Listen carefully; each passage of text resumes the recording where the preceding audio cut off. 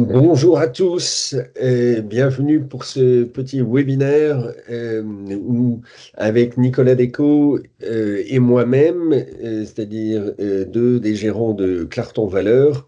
Nous allons essayer de vous remettre un petit peu de choses dans l'ordre de tout le brouhaha médiatique qu'on a autour de Trump depuis début avril et de la nouvelle politique qu'il veut mettre en place sur ces barrières douanières.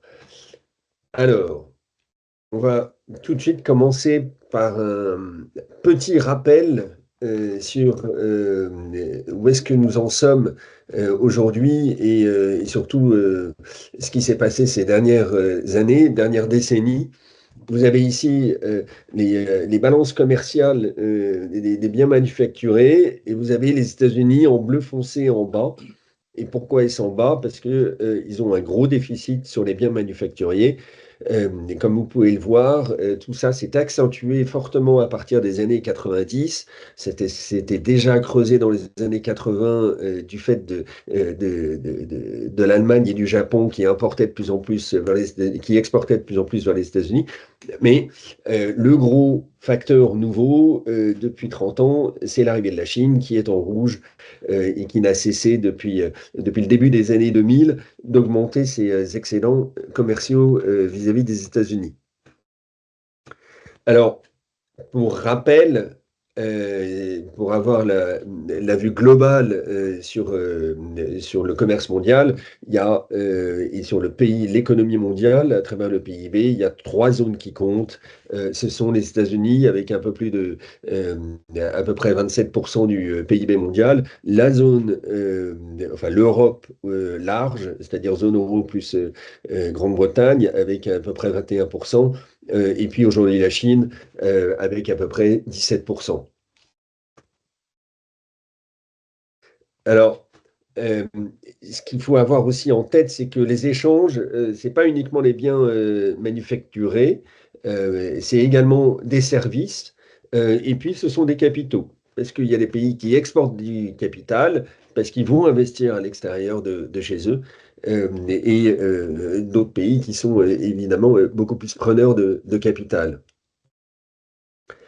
Alors, euh, la problématique qui se pose aujourd'hui aux yeux de Trump, c'est que la Chine a pris un poids absolument considérable. Alors vous avez à gauche de production manufacturière mondiale. Comme vous pouvez le voir, la Chine représente aujourd'hui plus de 30% de la production manufacturière mondiale. Les États-Unis, en parallèle, au cours des 30 dernières années, n'ont cessé de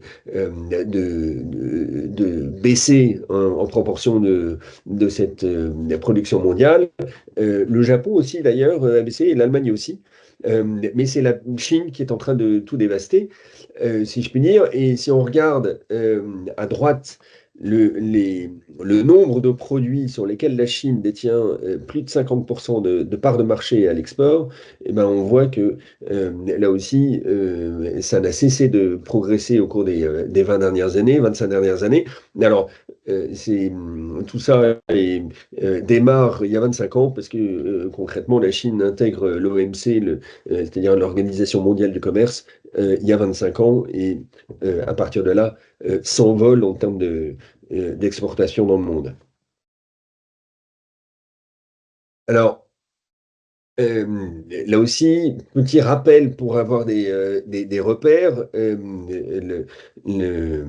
En termes de consommation et en termes de poids de cette consommation et du PIB au niveau mondial, et ben, vous voyez que les États-Unis, en bleu foncé, sont restés depuis 50 ans à peu près stables, autour de 30%, avec un PIB, une consommation qui maintient j'allais dire ses parts de marché, mais qui maintient son poids au niveau mondial. Euh, la Chine a augmenté un petit peu sa consommation, vous l'avez en rouge, mais on est très très très loin des niveaux américains. Et la Chine, par effet relatif, et l'Europe, pardon, par effet relatif, a baissé un peu. Mais encore une fois, c'est toujours la même problématique chinoise qui n'a pas, qui a un modèle aujourd'hui qui est totalement déséquilibré, qui est beaucoup trop tourné sur la production industrielle et l'exportation de cette production industrielle. Alors, euh, on a aujourd'hui des États-Unis qui ont, là vous avez le PIB par tête, c'est-à-dire par habitant, et vous voyez ce PIB ben, en bleu n'a cessé de croître et de croître même très fortement au cours des dernières années. Donc les États-Unis ne se portent pas mal, c'est le moins qu'on puisse dire. L'Europe, elle, un PIB qui a beaucoup moins progressé ces dernières années, depuis 15 ans, depuis la crise de 2008. Et la Chine bah, progresse, mais voilà, est encore très très loin du niveau des Américains. Voilà, on voit un peu le paradoxe, hein, avec, pour résumer, des États-Unis qui sont le consommateur en dernier ressort du monde et la Chine un peu le producteur en dernier ressort du monde. Mais quand on regarde qui s'est enrichi ces dernières années, ce sont les Américains. Alors, si on regarde les balances d'export et d'import entre la Chine et le reste du monde, donc ça, ce sont des données qui sont tirées du Financial Times, on voit que la Chine a une balance excédentaire vis-à-vis des Américains, ça c'est en haut à gauche, vous voyez, les exports c'est la ligne bleue, les imports c'est la ligne rouge, et vis-à-vis des Européens, mais qu'elle est relativement stable depuis un certain nombre d'années.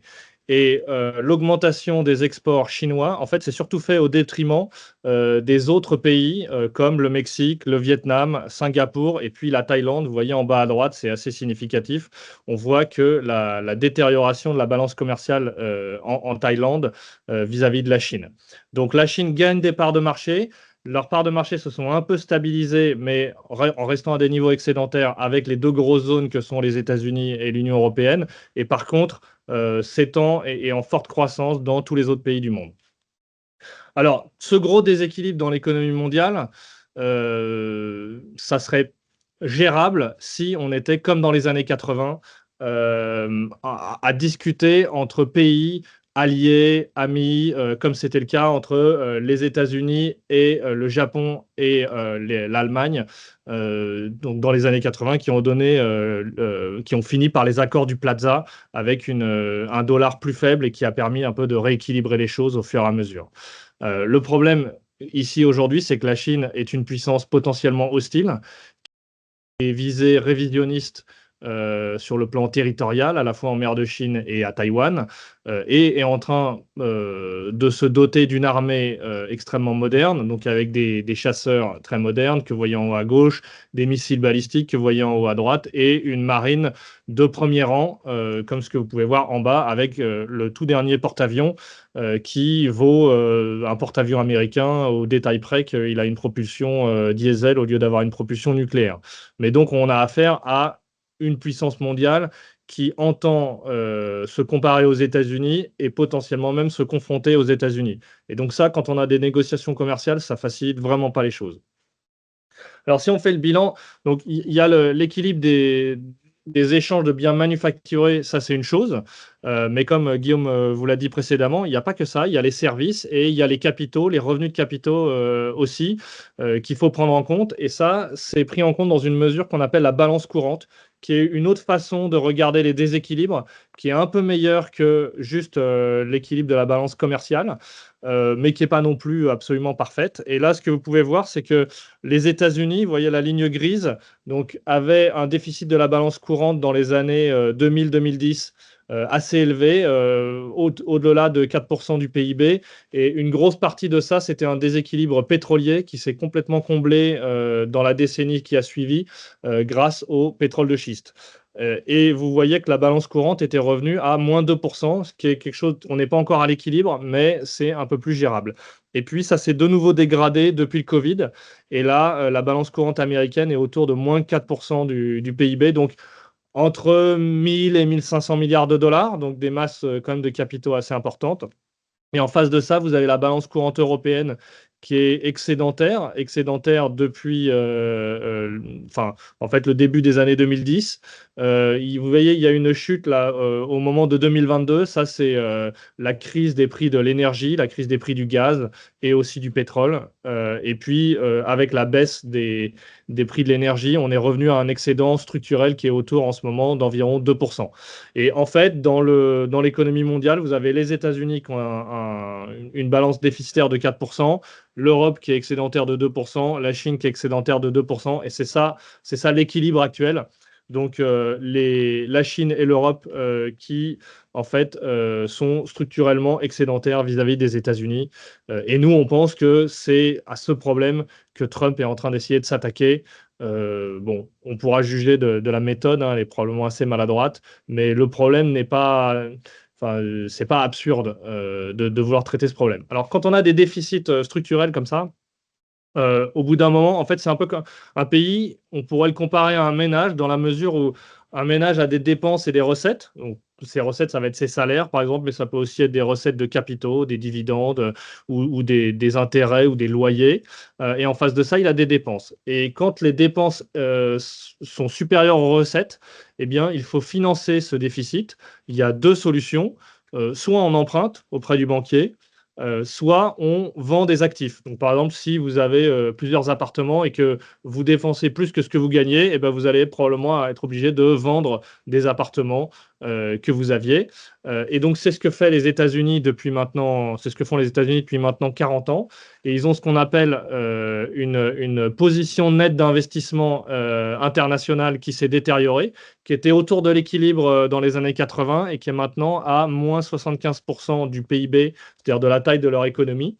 Mais il faut faire un peu attention parce que là-dedans, dans cette position, vous avez tout type d'actifs, et y compris les actions, et en particulier les actions cotées américaines qui représentent à peu près 65 000 milliards de dollars, donc environ 200 points de PIB, sont détenues à 40% par des étrangers. Et l'intérêt quand même quand les étrangers, pour, euh, pour financer leur excédent, achètent vos actions, c'est que vos actions ne sont jamais exhibibles, contrairement à de la dette. La dette, à un moment, il faut la rembourser. Des actions dans des sociétés, vous n'êtes jamais obligé de la rembourser. Donc, il faut un peu avoir ça à l'esprit. Ça atténue un peu ce déficit. Mais quand même, la toile de fond, c'est que les États-Unis dépensent plus que ce qu'ils gagnent et sont obligés de compenser en vendant des actifs ou en empruntant auprès du reste du monde. Alors, qu'est-ce que Trump propose de faire pour régler ce problème? Eh bien, il propose de mettre en place des droits de douane pour en fait essayer de réduire ce déficit commercial de biens manufacturés. Et ce qui a surpris tout le monde dans l'annonce d'il y a 10 jours, c'est que il a annoncé des tarifs assez élevés qui, au départ, semblaient relativement aléatoires. À tous les pays du monde, y compris en haut à gauche, on vous montre une photo des îles McDonald, ça a fait beaucoup rire sur Internet, qui ne sont peuplées que de pingouins. Et donc, voilà, ça a donné lieu à quelques images assez drôles. Mais au-delà de ça, ça a attiré l'attention et les gens se sont posé la question quel est le sens de ces droits de douane qui ont l'air, qui ne sont manifestement pas réciproques et qui ont l'air, ça a l'air tiré d'un chapeau. Et puis au bout d'un moment, certains ont fini par trouver la formule, la logique à tout ça. Et la logique, c'est la suivante. Vous avez cette belle formule, vous pouvez mettre sur une droite les droits de douane qui ont été fixés. Donc, le droit de douane par défaut, c'est 10% pour tout le monde. Et ensuite, vous aviez un sur-droit de douane, un droit de douane supplémentaire, et en fait, qui dépendait de votre excédent commercial avec les États-Unis. Et la formule, c'était votre droit de douane, ça va être votre excédent commercial divisé par le volume de vos échanges avec les États-Unis et divisé par deux. Ça, le divisé par deux, c'était un peu arbitraire, et ça donnait votre droit de douane. Et donc, ça donnait un droit de douane chinois assez élevé. Pour l'Europe, c'était 20%. Et en fait, alors cette formule, elle a le mérite d'être simple, mais c'est aussi son défaut, c'est qu'elle est simpliste. Mais par contre, nous, ce qu'on pense, c'est que ce qu'elle démontre, c'est l'intention de Trump, et son intention, c'est pas vraiment la réciprocité, c'est vraiment de réduire ses déficits commerciaux. Et maintenant, vous le savez, il a annoncé depuis que il y aurait elles vont être repoussées de 90 jours. Donc là, maintenant, on va rentrer dans des négociations, dans des discussions. Mais par contre, ce que nous, on pense que le message qui a été envoyé, c'est que Trump veut réduire les déficits commerciaux, la balance commerciale américaine. C'était ça l'objectif de cette annonce. Alors, les échanges entre la Chine et les États-Unis ne sont pas faits avec un gant de velours, si je puis dire. Et donc, il y a des caricatures qui circulent sur Internet venant de sympathiques Chinois qui mettent un petit peu d'humour là-dedans. Et donc là, vous avez une représentation de ce que pourraient donner les États-Unis qui veulent se remettre à produire des biens manufacturiers. Et ils ont pris à gauche Lutnick, qui est le ministre de Trump en charge du commerce. Et puis à droite, ils ont pris Monsieur Vance, voilà, qui font, l'un fait un smartphone et l'autre des belles chaussures Nike. Et puis ils sont même allés un peu plus loin encore. Et là, pour se ficher de la gueule de Monsieur Trump, et donc ils ont ils ont représenté des travailleurs américains qui sont tous obèses, qui fabriquent des Tesla, des chaussures Nike, mais comme vous voyez, voilà, il y en a une partie qui dort sur son atelier, et puis des puces Nvidia que évidemment ils sont pas capables de faire aujourd'hui en l'état. Alors, autre repère à avoir en tête, c'est l'économie chinoise. Donc, l'économie chinoise, c'est presque 19 000 milliards de dollars de PIB. Et en fait, la très très grosse partie de cette économie, pratiquement 30%, c'est la production industrielle que vous avez au milieu avec 5,6 trilliards. Et voilà, et c'est une économie qui est tournée vers l'exportation et qui veut en fait devenir, on le dit dans la presse depuis très longtemps, mais devenir vraiment l'usine du monde, c'est-à-dire détruire toutes les autres usines dans le reste du monde à coup de dumping. Ouais, alors un bon exemple pour illustrer ce que vient de dire Guillaume, on a rencontré une société qu'on a eu en portefeuille jusqu'à récemment qui s'appelle BHP, qui est une société minière australo-britannique. Bon, maintenant c'est juste basé en Australie. Et ils nous disaient que eux, ils sont des producteurs de cuivre. Donc le cuivre, une fois que ça sort de la mine, ça devient du concentré de cuivre. Et en fait, ce concentré de cuivre est envoyé dans des fonderies de cuivre. Et ils nous disaient que dans le monde aujourd'hui, il y a 63 fonderies de cuivre. Il y en a, sur ces 63, il y en a 44 qui sont en Chine et 19 qui sont dans le reste du monde. Et en fait, les Chinois ont commencé à construire des fonderies de cuivre en 2010. Ils en ont fait 3 par an. Et depuis 2010, ils en construisent 3 par an, donc ultra modernes, avec des coûts d'opération très faibles. Et en fait, ils sont en train de tuer au fur et à mesure toutes les autres fonderies de cuivre partout ailleurs dans le monde. Et voilà, et parce qu'elles sont beaucoup plus anciennes, en général, elles ont plusieurs décennies. Et donc ça, c'est un bon exemple, c'est de la raison pour laquelle la Chine est l'usine du monde.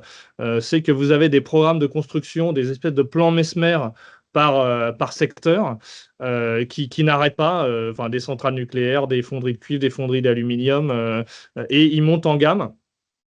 Et c'est ça qui fait qu'aujourd'hui, l'industrie chinoise est vraiment extrêmement compétitive et que c'est très, très difficile pour le reste du monde de résister, à part dans certaines niches et dans des produits à complexité élevée.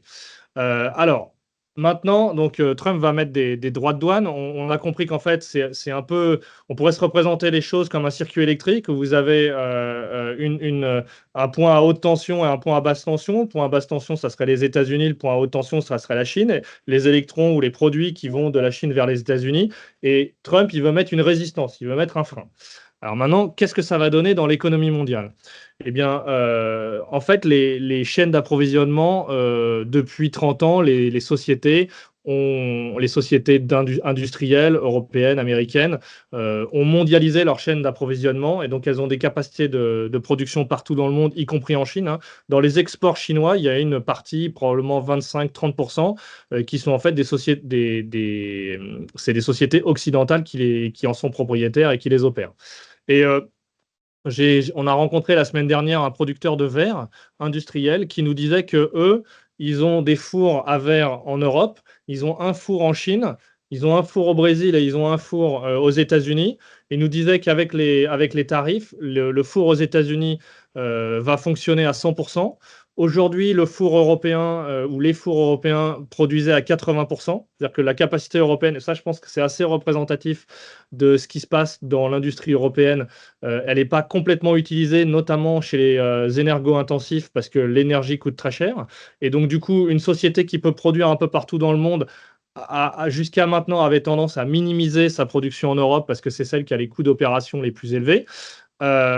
Et aujourd'hui, ce qu'ils vont faire avec les droits, c'est que le four chinois, ils vont baisser le rythme de production du four chinois. Ils avaient 4 lignes de laminage. Il m'a dit qu'ils allaient en fermer au moins une, voire deux. Et le four, les fours européens, ils vont les passer de 80 à 100, puisque nous, pour le moment, on n'a que 10% de droits de douane vers les États-Unis. Vous voyez, en fait, ils vont essayer d'arbitrer les droits de douane. Et ils vont aller produire là où les droits de douane sont les plus faibles, net des coûts d'opération de la zone. Et le four brésilien servira à faire la bascule. Et ce, jusqu'à ce que ils vont probablement investir dans un nouveau four aux États-Unis, mais qui va prendre quelques années à être construit et à arriver en opération. Donc je pense que c'est une bonne façon de se représenter la façon dont la chaîne d'approvisionnement va s'adapter. En fait, les chaînes d'approvisionnement sont probablement relativement flexibles, plus flexibles que ce que les gens pensent. Donc, il va y avoir un impact, il va y avoir des droits de douane à payer, ça va être réparti entre le consommateur final et les marges des industriels, mais il faut quand même s'attendre à ce que la chaîne d'approvisionnement mondiale soit un peu plus flexible que ce qu'elle était il y a plusieurs décennies ou il y a 100 ans. Et on va vous expliquer pourquoi on parle d'il y a 100 ans.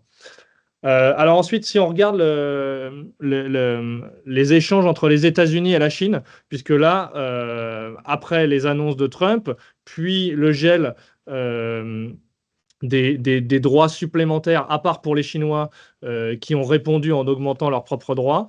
On a quand même des exports chinois qui sont assez élevés vers les États-Unis jusqu'à maintenant, environ 600 milliards de dollars. Et là, vous avez un graphique à gauche qui a été produit par le Financial Times qui montre quels sont les produits que les Chinois envoient aux États-Unis. Et bien en fait, ce sont beaucoup de produits de consommation courante, des produits électroniques. Par exemple, vous avez les fours à micro-ondes, vous avez 90% des fours à micro-ondes aux États-Unis qui sont d'origine chinoise. Vous avez 80%, plus de 80% des smartphones, vous avez quasiment 70% des ordinateurs portables, vous avez trois quarts des jouets. Donc en fait des biens de consommation courante qu'on retrouve dans des grandes surfaces. Aux États-Unis, ça vient beaucoup de Chine. Et donc ces biens-là, alors sur les produits électroniques, pour l'instant, ce week-end, il s'avère, parce que bon, ça change tout le temps, donc on ne sait plus trop où on en est, mais il s'avère que pour l'instant, c'est retardé et qu'ils vont avoir un tarif particulier. Mais retenez une chose, c'est que c'est vraiment des produits de consommation courante électronique que vous achetez en grande surface qui sont concernés.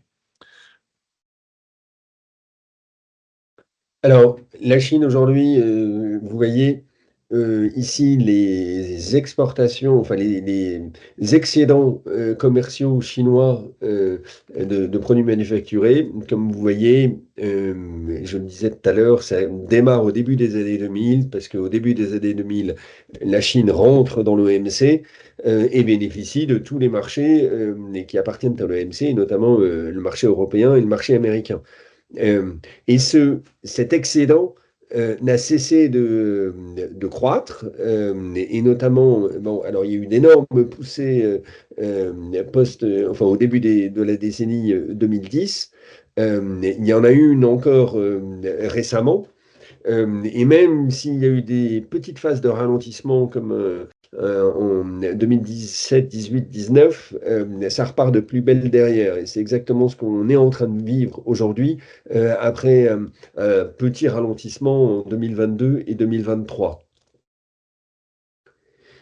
Alors, cet excédent de la balance chinoise se fait, alors, pour une très grosse part vis-à-vis des États-Unis. C'est ce que vous avez en beige au milieu du graphique. Et vous voyez que cet excédent, lui aussi, n'a cessé de croître. depuis 2003. Et aujourd'hui, on est proche des plus hauts. Mais ça continue à croître, ça continue à croître aussi vis-à-vis de l'Europe. Mais ce qui est plus significatif et le plus important à noter aujourd'hui, c'est la ligne rouge, parce que la ligne rouge, c'est vis-à-vis du reste du monde. Et en fait, ce qu'on voit, c'est que les Chinois ont été en partie, ont commencé à être un petit peu bloqués par Trump lors de son premier mandat, et puis même les Européens, parce que les Européens ont mis des barrières douanières, notamment sur les voitures électriques chinoises. Et aujourd'hui, la Chine cherche d'autres débouchés. Et les autres débouchés, c'est le reste du monde, notamment le reste du monde émergent, et en particulier en Asie. Euh, alors là, vous avez les exportations chinoises vis-à-vis, enfin, vers les États-Unis et l'Union européenne. Et là aussi, vous voyez que malgré tous les à-coups qu'il y a, malgré les freins qu'on a commencé à mettre en place pour se protéger un petit peu de leurs biens, en fait, vous avez une augmentation qui est absolument continue et on aurait pu penser inexorable jusqu'à aujourd'hui de ces exportations chinoises.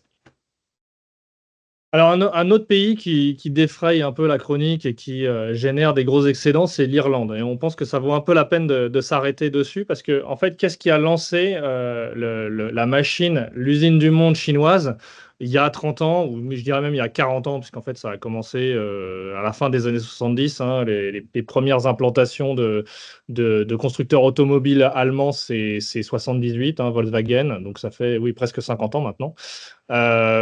Et en fait, c'était un gigantesque arbitrage de coût du travail. C'est-à-dire que les usines se sont délocalisées en Chine parce que le coût de la main-d'œuvre était très faible. Alors, la main-d'œuvre était beaucoup moins productive qu'en Europe et aux États-Unis, mais c'était compensé par des salaires extrêmement faibles. Et puis, au fur et à mesure, cette main-d'œuvre est devenue plus qualifiée, plus productive. Et puis, il y a eu un effet d'échelle, et vu que la Chine est un très grand pays et qu'il y a eu énormément de soutien aussi de la part de l'État, c'est-à-dire qu'en fait, tous les excédents qui avaient été générés ont été réinvestis dans l'appareil productif de façon en fait un peu soviétique, enfin c'était un système un peu mixte. Et donc, du coup, ça fait qu'aujourd'hui, la Chine a clairement un avantage compétitif sur le reste du monde absolument énorme, mais dont on pourrait le dire qu'il n'est pas. C'est pas juste, en fait. C'est pas une face, parce qu'en fait, ça repose énormément sur des subventions. Hein. Il faut être clair là-dessus, aujourd'hui. Mais un autre pays qui triche un peu, je dirais, c'est l'Irlande.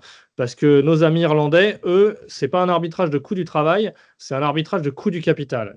Qu'ont fait les Irlandais? Ils ont mis leur taux d'impôt sur les sociétés bien plus bas que dans tout le reste de l'Europe.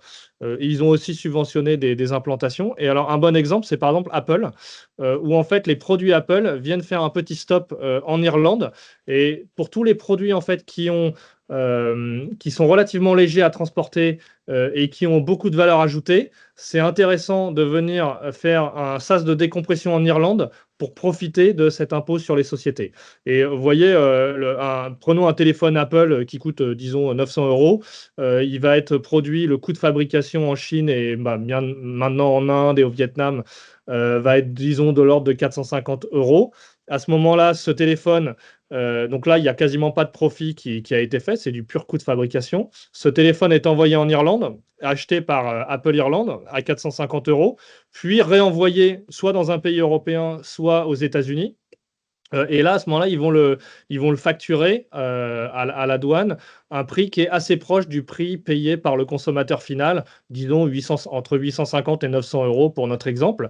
Et donc, Apple Irlande fait un profit de 400 euros sur ce téléphone. Et l'intérêt, c'est que ces 400 euros, ils vont être taxés à l'impôt sur les sociétés irlandais, qui est entre 10 et 12,5%. Alors qu'en France, ça serait 25, aux États-Unis, ça serait 21. Et donc, du coup, voilà, ça rapporte, en fait, ça rapporte des ressources, des impôts en fait, à l'Irlande qu'elle n'aurait pas eu si le smartphone ne s'était pas arrêté en Irlande. Et il y a une autre industrie où ce système fonctionne, a servi à attirer tout un secteur, c'est la pharmacie, puisqu'en fait, dans les produits pharmaceutiques, vous voyez, c'est les médicaments, il n'y a pas beaucoup de matière, il y a un peu d'énergie, mais il y a surtout énormément de propriétés intellectuelles dans les médicaments. Et donc, profiter de ce bas coût de l'impôt sur les sociétés, plus quelques subventions bien ciblées ici ou là, a permis à l'industrie pharmaceutique de venir implanter des usines, enfin de la production, là pour le coup c'est produit sur place, et notamment de beaucoup de sociétés pharmaceutiques américaines comme Eli Lilly ou Pfizer, et de sociétés pharmaceutiques européennes. Et vous voyez la ligne verte, là, c'est la balance des exports irlandaise euh, entre l'Irlande et les États-Unis, qui est passé il y a 15 ans d'environ une vingtaine de milliards. Aujourd'hui, on est à 100 milliards. Alors, ce n'est pas la balance, ça, c'est le volume des exports. Et comme vous pouvez le voir ici, si on regarde par produit, par type de produit spécifique, les exports vers les États-Unis de l'Irlande et allemand, vous voyez la ligne noire, c'est les exports de véhicules allemands. Voilà, il faut savoir que l'Allemagne en fait produit environ 4 millions de véhicules par an et en exporte 3. Et dans ces 3 millions de véhicules exportés par l'Allemagne, il y a un certain nombre de ces véhicules qui sont exportés vers les États-Unis. Ça fait une partie assez significative de la balance, de l'excédent de balance commerciale allemande. Pas tout, hein, mais une partie. Et vous voyez que les exports de véhicules allemands vers les États-Unis, c'est de l'ordre de 20 milliards par an depuis 15 ans et c'est assez stable. Et il y a un trou au moment du Covid parce qu'il y avait eu ces histoires de problèmes de production, problèmes de chaîne d'approvisionnement, il n'y avait plus assez de semi-conducteurs, mais on est revenu à la moyenne. Et par contre, vous voyez la ligne verte qui sont les exports de produits pharmaceutiques irlandais. Là, c'est complètement parabolique.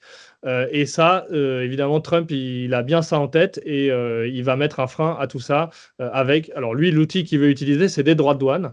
On peut considérer que ce n'est pas le bon outil, mais enfin, en tout cas, quand on regarde ce graphique, il y a quand même une certaine logique à ce que veut faire Trump. Et je dirais aussi qu'il y a une certaine logique intra-européenne, parce qu'en fait, l'Irlande exporte vers les États-Unis, mais elle exporte aussi vers le reste de l'Europe. Et pour le coup, le principe de l'Europe, c'est que c'est un grand marché.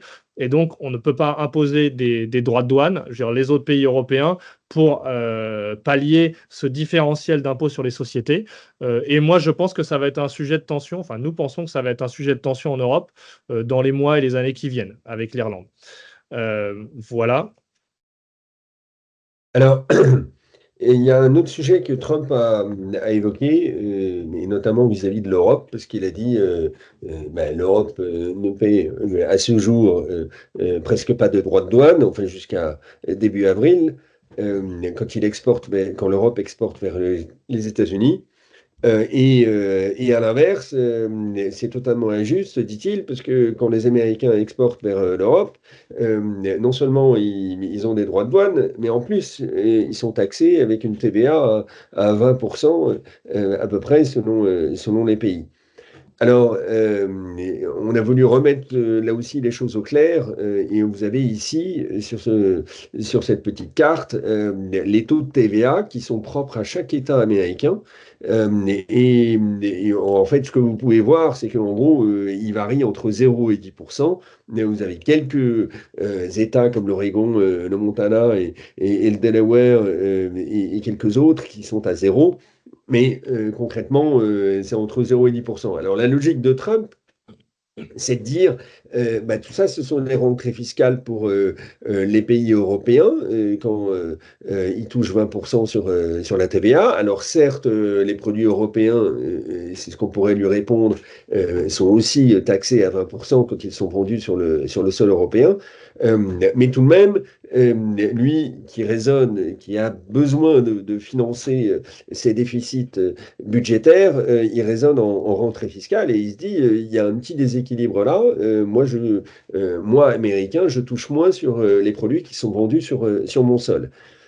Et donc, ça aussi, c'est un élément à prendre dans l'équation pour comprendre la logique dans laquelle il est aujourd'hui, et qui est tout à fait rationnelle. Sa démarche, on vient de vous montrer là, sous des angles différents, à quel point il y a des déséquilibres et il cherche à résoudre ces déséquilibres.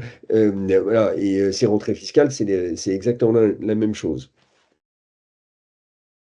Alors, vous avez ici, parce que ça aussi, il faut bien le préciser, parce que beaucoup de choses sont dites dans les médias, mais vous avez en blanc, vous avez le déficit américain sur les biens manufacturiers. Et donc vous voyez vis-à-vis de l'Europe. Vis-à-vis de l'Union européenne, pour être précis. Et donc, vous voyez que ce déficit sur les biens manufacturiers n'a cessé de croître depuis 15 ans. Et voilà, il risquerait de continuer à croître si Trump ne prenait pas les choses en main pour essayer d'y mettre fin.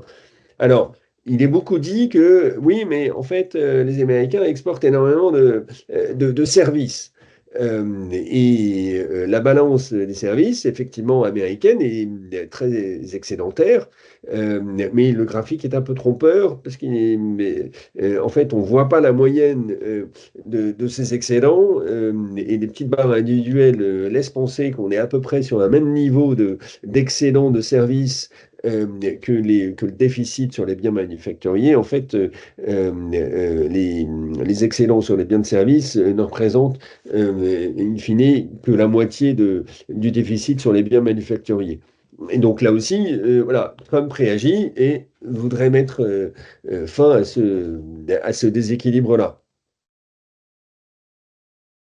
Alors, historiquement, on a vécu en fait une période assez unique depuis la fin de la Seconde Guerre mondiale. En fait, au 19e siècle, on avait des droits de douane aux États-Unis que vous avez ici, donc sur un peu plus de 130 ans, qui étaient élevés, voire très élevés, puisqu'on tournait autour de 20%, voire 30% de droits de douane. On a eu une première baisse de ces droits au début du XXe siècle, et puis ils sont remontés progressivement, et avec un petit à-coup sérieux en 1930, au début de la crise de 29, lorsque le président Hoover a mis en place les nouveaux tarifs, les nouveaux droits de douane de messieurs Smoot et Hawley. Mais depuis 1945, et en gros depuis enfin, à une époque où les États-Unis étaient le seul pays à avoir des moyens de production dignes de ce nom, parce que tous les moyens de production avaient été rasés en Europe, rasés au Japon, et il n'y avait pas grand-chose dans le reste du monde. Et donc à ce moment-là, ben, on a abaissé les droits de douane progressivement. Et jusqu'à ce que Trump arrive pour ce deuxième mandat. Alors, il y avait un premier à-coup qu'on voit sur le graphique du premier mandat de Trump, mais on va y revenir. Mais jusqu'à présent, on était sur des niveaux qui tournaient autour de 2,5% de droits de douane. Donc, on était vraiment sur des niveaux très, très, très, très, très modestes, voire ridicules. Alors, vu un petit peu sous un autre angle, eh bien, vous avez ici l'économie américaine et le niveau des importations dans l'économie américaine. Alors là aussi, on peut faire exactement le même constat en fait que ce qu'on a vu sur les droits de douane, c'est-à-dire que les droits de douane n'ont cessé de baisser, les importations américaines n'ont cessé de croître. Euh, et en particulier, on a la mise en place des GATT, c'est-à-dire des accords commerciaux au niveau mondial qui se mettent en place après la guerre, qui s'accélèrent dans les années 70, qui vont déboucher sur l'OMC dans les années 90, parce que l'OMC va regrouper tous les accords dits GATT. Donc GATT, c'est des accords sur les tarifs et le commerce mondial. Et, et toute cette libéralisation, en fait, se fait un peu au détriment des États-Unis, si je puis dire, qui importent du coup de plus en plus. Et voilà, encore une fois, on est arrivé à un moment donné où l'Amérique de Trump dit on est allé trop loin. Alors, je pense que la question qu'il faut se poser maintenant, c'est quel va être l'impact des droits de douane. Et on a un bon exemple puisque dans son premier mandat, Trump, en 2018, avait mis des droits de douane spécifiques sur les machines à laver. Et donc, on a un peu d'historique puisque ça fait 7-8 ans. Et ce qu'on peut voir, c'est que les machines à laver aux États-Unis, bah, l'indice des prix, il avait mis des droits de douane de 25%. Et on voit la ligne rouge, c'est l'indice des prix des machines à laver aux États-Unis, qui est c'est un marché assez petit, hein. C'est à peu près 7 milliards de dollars sur un PIB qui fait aujourd'hui 30 000 milliards. Et vous voyez qu'en fait, il y a eu une augmentation des prix de 18% cumulée en 2 ans, c'est-à-dire plus 12 et plus 6. Mais que depuis, les prix ont eu du mal à augmenter, et notamment, vous voyez, la ligne verte, c'est l'indice des prix à la consommation, en fait, avec l'inflation. Et donc, il y avait assez peu d'inflation avant le Covid, et puis après, vous savez tous qu'il y a eu une grosse poussée d'inflation en 2022-2023. Et ce qu'on voit, c'est que les machines à laver, là, elles n'ont pas réussi à passer les prix, à augmenter les prix de nouveau au moment de la vague d'inflation de 22-23. En fait, ce qui s'est passé, c'est que avant que Trump augmente les droits de douane, le marché des machines à laver aux US, c'était à peu près 60% d'import, 40% produits sur place. Et après, avec les droits de douane, il y a eu les producteurs, notamment les producteurs coréens, Samsung et LG, sont venus produire plus aux États-Unis, donc charger plus leurs usines américaines, puis en mettre en place de nouvelles, et ont augmenté leur volume sur le sol américain. Et donc, le volume import-export, c'est inversé. Maintenant, c'est 60% produit sur place, 40% importé. Et ce qu'on peut voir, c'est que en fait, cette augmentation de la capacité de production a fait qu'au moment où il y a eu de l'inflation généralement dans l'économie, les producteurs de machines à laver, pour le coup, n'ont pas réussi à passer des hausses de prix, alors qu'ils avaient des hausses de coûts des entrants, des matières premières. Et donc, ce qu'on veut dire par là, c'est que il y a eu un effet augmentation des prix sur 2-3 ans. Et puis, en fait, au bout de 5, 6, 7, 8 ans, ça s'est quasiment complètement résorbé. Donc, on pense que c'est pas absurde de penser qu'on pourrait assister à la même chose sur le reste des produits manufacturés vendus aux États-Unis, enfin, qui sont aujourd'hui importés en majorité aux États-Unis. Si on regarde les voitures, c'est un marché intéressant aussi, hein, puisque une grosse partie du déficit américain vient des imports automobiles. L'automobile, en fait, c'est un produit à part pour les segments de luxe où il n'y a pas énormément de valeur ajoutée. C'est-à-dire que c'est beaucoup de coûts du travail, de coûts des matières. Il y a un peu de propriété intellectuelle, mais pas beaucoup, parce que il y a souvent des surcapacités et c'est très concurrentiel. En revanche, pour l'économie d'un pays, c'est très intéressant d'avoir une industrie automobile volumineuse, parce que ça génère beaucoup d'emplois, et puis ça peut générer aussi des excédents commerciaux. Avoir des excédents commerciaux en face, ça veut dire qu'on peut acheter des choses de l'autre côté. Et si on regarde le marché automobile américain, l'année dernière, il y a à peu près 16 millions, il s'est vendu 16 millions de voitures aux États-Unis, et sur ces 16 millions de voitures, il y en a à peu près 7,5 qui ont été importées. Donc, vous voyez, 2 millions qui venaient du Mexique, qui est une zone d'assemblage en fait de voitures de marque en général européenne ou japonaise. 2 millions de Corée du Sud, 1 million du Japon. Donc, quasiment la moitié en nombre de voitures importées. Mais en réalité, en termes de valeur, c'est un peu différent parce que le marché automobile américain, c'est à peu près 5% du PIB. Et les imports de voitures, c'était 220 milliards, donc c'était à peu près 0,6-0,7%. Et en fait, la raison, c'est que les voitures importées aux États-Unis sont essentiellement des petites voitures. Et vous savez tous que les Américains adorent acheter des grosses voitures. Et en fait, les grosses voitures, où en fait les constructeurs font des marges plus grosses, sont produites sur place. Et les petites voitures sont beaucoup importées. Et donc, en fait, Trump dit, oui, c'est pas normal. Les Européens, les Japonais, ils n'achètent pas nos voitures américaines et nous, on achète leurs voitures. En fait, il y a une raison structurelle, c'est que nous, on leur vend des petites voitures et eux, ils pourraient essayer d'exporter des grosses voitures, mais qui sont en fait totalement impraticables dans nos pays. Il n'y a pas la place de se garer, les routes sont trop petites, les garages sont trop petits. Et donc voilà. Donc, il y a clairement un déséquilibre, celui-là qui va être un peu plus difficile à résoudre parce qu'en fait, il faudrait que les producteurs européens, japonais et coréens viennent produire leurs petites voitures aux États-Unis. Ce qu'ils peuvent faire, mais ça va avoir un coût. Voilà. Alors, ensuite, maintenant, quel va être l'impact sur les économies, notamment européennes? Donc là, vous voyez, il y a une évaluation à la louche de quel serait l'impact sur le PIB d'une augmentation de 25% d'une application de droits de douane de 25% partout en Europe. Et vous voyez que alors, les Irlandais, pour les raisons qu'on a évoquées, eux, c'est clairement ceux qui vont être les plus touchés. Et en revanche, le reste des économies, l'impact serait, disons, entre 0,2 et 1 point de PIB.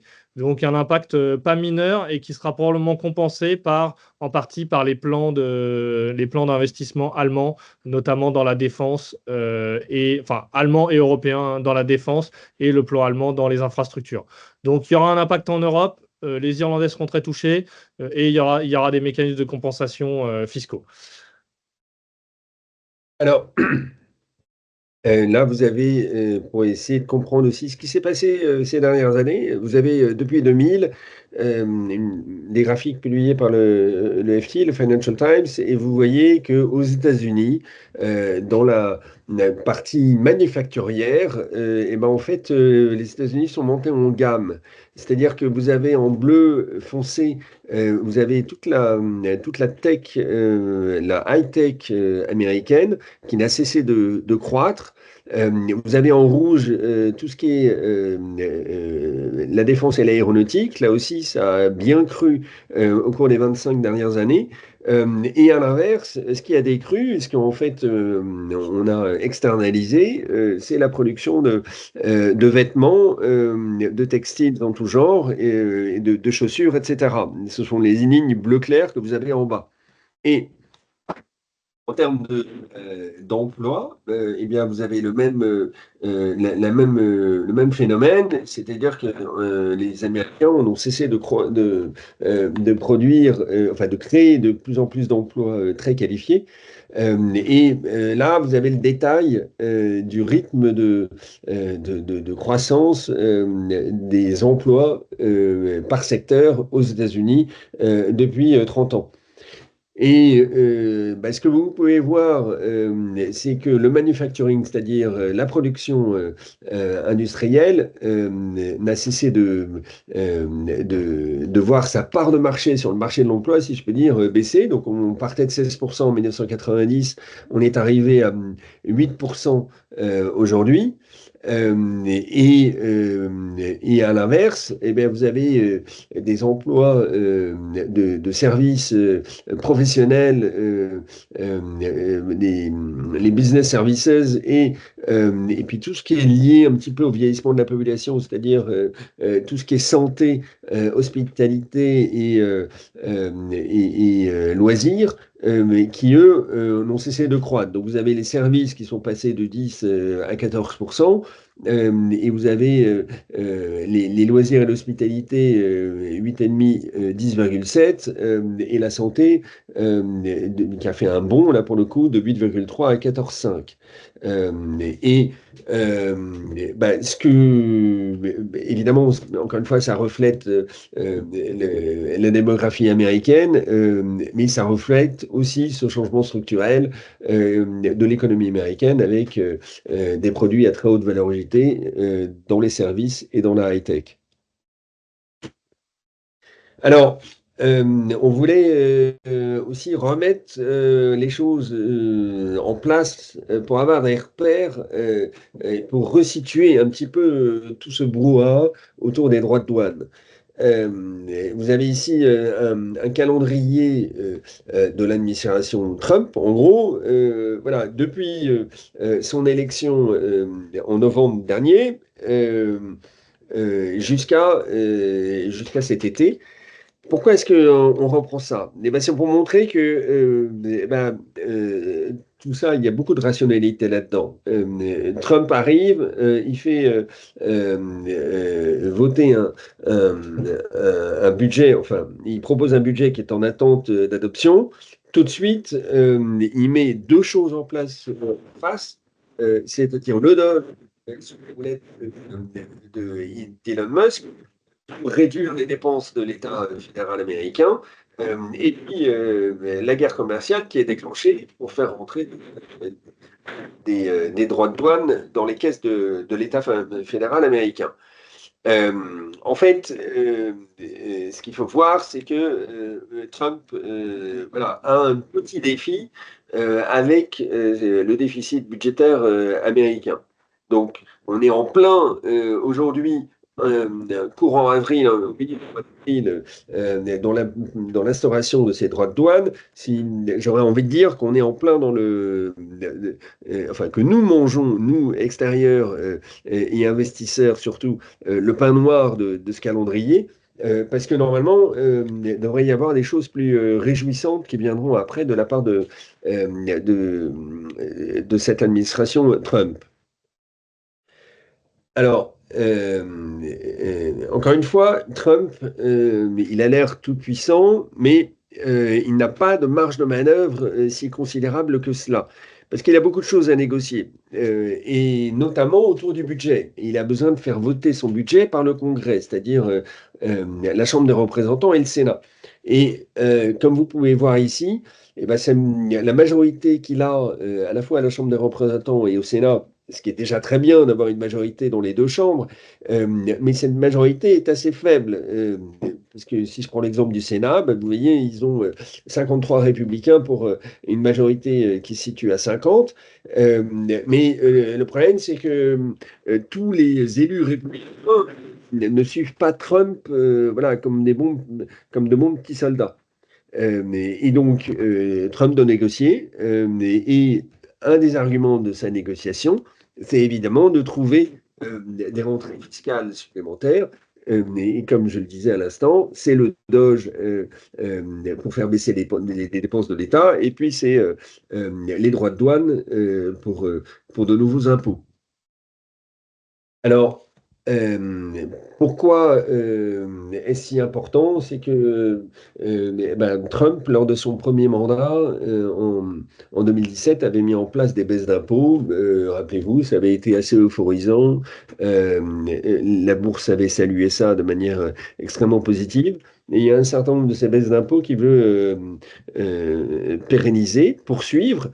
Mais pour ça, il doit trouver des financements parce que la dette, depuis, que ce soit sous son premier mandat ou sous le mandat de Biden, n'a cessé de croître. Et là, les élus américains, et en particulier les élus républicains, commencent à s'en inquiéter. Et donc, s'il veut financer ces baisses d'impôts qu'il voudrait mettre en place, et donc qui est un petit peu le pain blanc qu'on pourrait avoir, mais plutôt dans une deuxième partie de l'année, il faut qu'il trouve 4500 milliards de dollars. Euh, et donc, encore une fois, les droits de douane s'inscrivent exactement dans cette logique-là, et les économies enfin les baisses de dépenses du Doge de même. Alors, vous avez ici à gauche la dette américaine en bleu clair qui, comme vous le voyez, n'a cessé euh, de, de croître. Alors, tout ça est à mettre en parallèle de l'augmentation du PIB, hein, bien sûr. Mais là, vous avez des valeurs absolues en bleu clair. Comme vous pouvez le voir, on est à près de 36 000 milliards de dollars. Et à chaque fois, vous avez un plafond de la dette qui est représenté en rouge sur ce graphique, voilà, qui est relevé, et il faut l'autorisation du Congrès pour pouvoir relever à nouveau ce plafond. Alors, comme l'économie américaine continue d'avancer, continue de croître, il continue aussi de s'endetter au niveau fédéral. Et donc, il faut négocier à chaque fois l'accord du Congrès pour avoir un relèvement de ce plafond. Et encore une fois, les majorités dont dispose Trump aujourd'hui sont faibles, et tout va se jouer cet été parce que c'est ce que vous avez à droite. En fait, les États-Unis émettent en continu de la dette, comme tous les pays qui émettent de la dette, et on va arriver au plafond pour l'année 2025 autour de l'été. Et donc, pour lui, il était très important de faire ça, de déclencher cette guerre commerciale pour faire rentrer des droits de douane dans les caisses de l'État fédéral avant d'en arriver à ces négociations qui tourneront autour de l'été. Voilà. Comme ça, il aurait quelque chose un argument de négociation. Voilà, donc pour conclure, et on va prendre vos questions, on dirait juste que, bon, pour l'instant, il y a 10% de droits de douane sur les importations américaines. Les importations américaines, c'est de l'ordre de 4 000 milliards de dollars. Donc ça, déjà, alors ça va un peu faire baisser les volumes, mais probablement pas tant que ça. Donc il y a déjà 300, disons 300, 350 milliards qui vont rentrer dans les caisses de l'État américain. Donc c'est pas négligeable et c'est comme vient de le dire Guillaume, ça va aider aux négociations. On va avoir les chaînes d'approvisionnement mondiales qui vont un peu se reconfigurer. Et puis le coût de tout ça, hein, quand même, tout ça, c'est un remède de cheval, ça fait mal. Et c'est pour ça que le marché a réagi de cette façon-là. Parce qu'en fait, Trump et n'importe quel président américain aurait pu laisser perdurer la situation. Il a décidé de prendre le taureau par les cornes et de régler le problème. Maintenant, ce qu'on voit, c'est qu'en fait, dans sa méthode qu'on connaît, hein, qui est brutale, il commence par quelque chose de quasiment inacceptable. C'est ce qui a fait réagir les marchés. Et puis après, il est souple et il laisse le temps aux industriels de se reconfigurer, de revenir produire aux États-Unis. Et je pense que tout le monde est conscient que ce reshoring, comme on dit, ça va prendre des années, peut-être même des décennies. Voilà. Et nous, on pense quand même que l'Europe, le système industriel européen, devrait en profiter au moins dans un premier temps, surtout si les droits de douane restent d'environ 10%. Et donc, c'est pour ça que on n'est pas beaucoup plus. Enfin, en fait, c'est une crise qui a été provoquée par le pouvoir américain, et qui cherche à régler des problèmes qui sont réels avec des moyens douloureux. Voilà pour résumer ce qu'on pense. Et avec ça, on va prendre vos questions. Alors, je regarde les questions.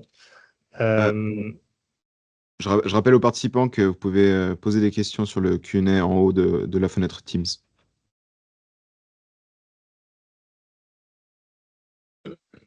Voilà, bon, on espère que le tour d'horizon vous aura été utile pour un peu vous donner des repères. En termes d'investissement, on peut juste vous dire que nous, dans nos fonds, on n'a pas opéré des opérations significatives. Il y a eu un peu des petits allers-retours sur quelques fonds, mais on voulait attendre En fait, on n'était pas particulièrement inquiet dans la baisse après l'annonce des droits de Trump. Et on sait que ce que Trump dit un jour, il peut dire le contraire le lendemain, ce qui n'a pas manqué de se produire. Et on pense qu'on comprend relativement bien ses intentions, qu'on connaît relativement bien sa méthode maintenant, et que du coup, avec les contraintes qu'il a, les choses devraient commencer à se calmer au fur et à mesure. Et nous, on prend ça plutôt comme une opportunité d'achat les derniers jours. Maintenant, voilà, ça peut continuer à baisser. Si vous voulez, pour vous donner un ordre de grandeur, c'est un événement qui est plus grave que le Brexit, parce que les États-Unis, c'est un pays plus gros que la Grande-Bretagne, mais un peu de la même nature que le Brexit sur le plan économique, et moins grave que le Covid, puisque le Covid, on a fermé les économies. Et pour vous donner une idée, le marché européen, au moment du Brexit, a baissé de 10% en 2 jours, puis après, et tout de suite, les a quasiment tout de suite récupérés, puis a continué à monter. Et le Covid, il a baissé de 35%, un peu plus de 35% sur un mois. Et puis, au bout d'un mois et demi, 2 mois, il avait refait ses plus hauts, il a continué à monter. Alors, avec des stimulus, hein, il y avait d'autres étapes dans l'histoire. Mais nous, on pense que c'est intermédiaire. Et donc là, on a eu une baisse de 17%, qui aurait pu aller jusqu'à 20 ou 25. Mais étant donné tout ce qu'on vient de vous dire, ça ne nous paraît pas absurde. 17%, en tout cas vis-à-vis des annonces qu'il avait faites, ça nous paraît relativement raisonnable. Mais on ne serait pas surpris que on ait vu les plus bas. En fait, tout va dépendre de Trump maintenant, s'il est accommodant, s'il est dans une posture de négociation, comme il a l'air de l'être depuis ces derniers jours. À ce moment-là, on ne serait pas surpris que le pire soit derrière nous. Voilà un peu pour résumer notre état d'esprit en ce moment. Et écoutez, pour l'instant, il n'y a pas de questions. Donc, Si, alors, Si, Nicolas, si. Bon, il y avait une question sur les marchés européens pour savoir pourquoi ils y avaient baissé. Bah, je pense que tu viens d'y répondre, et ce qu'on a dit y répond, c'est-à-dire que bah, l'Europe est structurellement exportatrice et a un excédent commercial vis-à-vis des États-Unis. Donc c'est normal, les marchés se sont tous inquiétés de voir Trump qui d'ailleurs pointait du doigt les Européens. Comme je le disais, il les pointait du doigt en parlant de leur TVA, en plus du fait qu'ils avaient des excédents commerciaux vis-à-vis des États-Unis. Voilà. Mais aujourd'hui, au point où nous en sommes, avec 10% de droits de douane qui seraient mis en place pour les Européens, c'est plutôt quelque chose de gérable pour les économies européennes. Et c'est normal que les actions, que les marchés euh, mettent un prix sur le pire au départ, avant de se réajuster et avant de corriger. Alors, on a une question sur quid de l'inflation due aux droits de douane sur l'économie américaine et sa compétitivité mondiale. Alors, effectivement, normalement, quand vous avez des droits de douane, ça augmente le prix des produits importés. Donc, le consommateur doit payer plus cher. Donc, il va essayer de demander des salaires plus élevés. Donc, vous avez un coût du travail plus élevé et donc une économie moins compétitive. En effet, c'est effectivement un problème, mais nous, on pense que, en fait, la richesse américaine, elle est tellement due à de la compétitivité qualité et pas vraiment de la compétitivité coût, mais de la propriété intellectuelle. Ça, c'est pas du tout remis en question. Et donc, du coup, et ensuite, le comment dire, les segments de la consommation qui sont impactés, normalement, vous avez vu les produits dont on parlait, électronique, four à micro-ondes, jouets pour les enfants.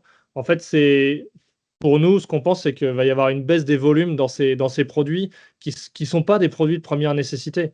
Enfin, je veux dire, on n'achète pas un four à micro-ondes tous les jours. Les jouets pour les enfants, ça peut attendre 6 mois. Votre smartphone, vous vouliez le changer, et ben, vous le changerez l'année prochaine. Vous voyez, il peut y avoir juste en première, la première réaction, c'est le consommateur qui réduit ses achats. Et en fait, pour son budget, n'est pas si attaqué que ça dans son budget, en fait. Si c'était de la nourriture, de l'électricité, vous voyez, des produits vraiment absolument nécessaires, là, ça serait probablement plus grave et ça aurait probablement plus de potentiel inflationniste. Donc, c'est pas bon pour le consommateur, mais c'est peut-être un peu moins grave que ce qu'on pourrait croire au premier abord. Alors ensuite, on a plusieurs questions. Ouais, sur notre exposition américaine, Alors, on l'avait réduit assez tôt, enfin si je puis dire, depuis le début de l'année.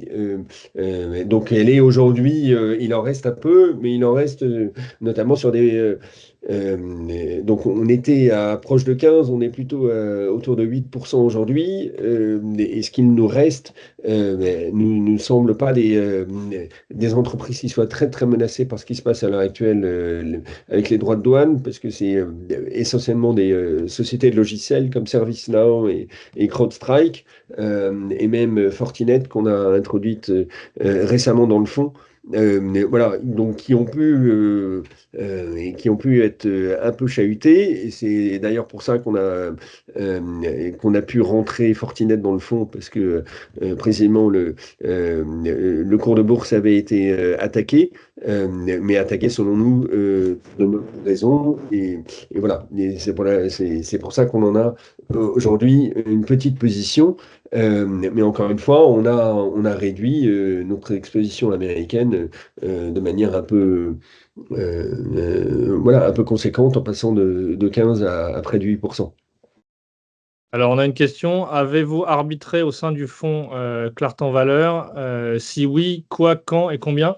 Eh bien, en fait, depuis les annonces de Trump, on a fait assez peu de mouvements. On avait environ 3% de cash dans le fonds le 2 avril. Et vraiment, en fait, on a un peu un réflexe quand il y a ce genre d'événement qui arrive, sauf si on pense qu'il y a vraiment un danger très important et qu'il faut agir tout de suite. Comme c'est Vous voyez, quand il y a eu la dissolution, par exemple, en juin dernier, on avait des banques françaises. Le lundi matin, on a réduit les banques françaises parce qu'on savait que ça allait générer de la défiance vis-à-vis de la France et notamment de la dette française et donc des banques françaises. Là, on est plus mitigé. C'est-à-dire qu'en fait, Trump est en train de faire quelque chose qui est douloureux, mais qui n'est pas absurde. Et donc, du coup, on pense que ça va contribuer à régler des problèmes structurels de l'économie mondiale. Et du coup, on n'est pas fondamentalement inquiet. On pense que c'est un mauvais moment à passer. Et du coup, quand c'est comme ça, sauf s'il y a des événements enfin des mouvements de marché absurdes, à ce moment-là, on préfère ne rien faire. Et là, en gros, on n'a pas fait grand-chose. Voilà. Voilà. Alors, dernière question. Avec la politique de Trump qui peut faire basculer le marché sur un tweet, adaptez-vous le laps de temps de vos prises de position? Bah, vous voyez, enfin, je crois que je viens de répondre à la question. C'est oui, on a tout à fait adapté et on a choisi de ne rien faire pour attendre on attend que Trump annonce quelque chose et ait le temps de revenir sur ce qu'il a annoncé pour ne pas avoir de regrets d'investissement. Voilà. Bon, on reste quand même, on fait attention, hein, voyez, on surveille tout ça, mais pour l'instant, notre vision de la situation, c'est que il n'y avait pas de raison de complètement changer notre fusil d'épaule. Voilà. Et avec ça, je pense que on va vous remercier parce que nous avons un peu dépassé l'horaire. Et à très bientôt. Si vous avez d'autres questions, n'hésitez pas à revenir vers nous, hein, directement ou indirectement. Toutes nos équipes sont là pour vous répondre. Et donc, nous vous disons à très bientôt. Au revoir. Au revoir.